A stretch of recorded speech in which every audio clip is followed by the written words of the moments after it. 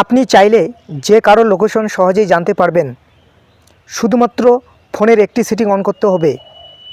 মনে করুন আপনি কাউকে সন্দেহ করছেন, সে কোথায় যায় তার লোকেশন জানতে চাচ্ছেন, খুব সহজেই জানতে পারবেন।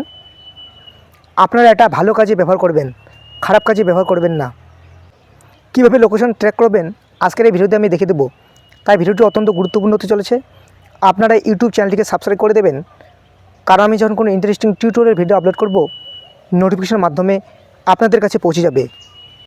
আপনি যা লোকেশন জানতে চান তার মোবাইলটি নেবেন, মোবাইলের ম্যাপস অ্যাপসটি ওপেন করবেন। এখান থেকে এই অপশনটির উপরে ক্লিক করে আপনি তার মোবাইলের লোকেশনটি অন করে নেবেন। লোকেশনটি অন করে নেওয়ার পরে উপরে একটি রাউন্ড দেখতে পাবেন, একটি লোগো। এই লোগোর উপরে ক্লিক করে দেবেন। এরপর একটি অপশন পাবেন লোকেশন শেয়ারিং। এই লোকেশন শেয়ারিং অপশনটির উপরে ক্লিক করে দেবেন।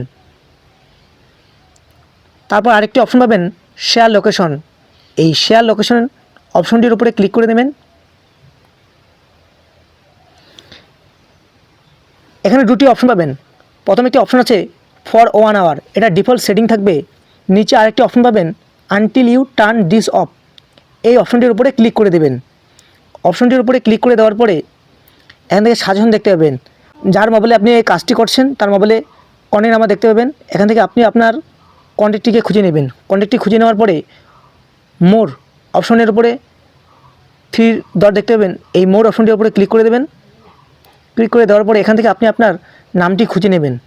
তার মোবাইলে আপনার নামটি সেভ থাকবে। আমি কি নাম খুঁজে নিচ্ছি।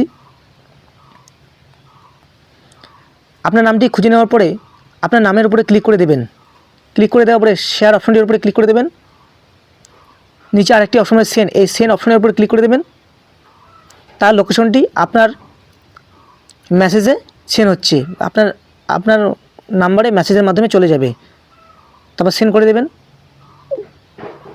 তার ফোনের লোকেশনটি আপনার মোবাইলে মেসেজের মাধ্যমে চলে গেল। ঠিক আছে, এইভাবে আপনি খুব সহজেই যে কারো লোকেশন সহজে জানতে পারবেন। সে সারাদিনে কোথায় যায় সমস্ত কিছু জানতে পারবেন। আপনারা এই কাজটি ভালো কাজে ব্যবহার করবেন, খারাপ কাজে ব্যবহার করবেন না। ভিডিওটি ভালো লাগলে লাইক করবেন এবং শেয়ার করে দেবেন।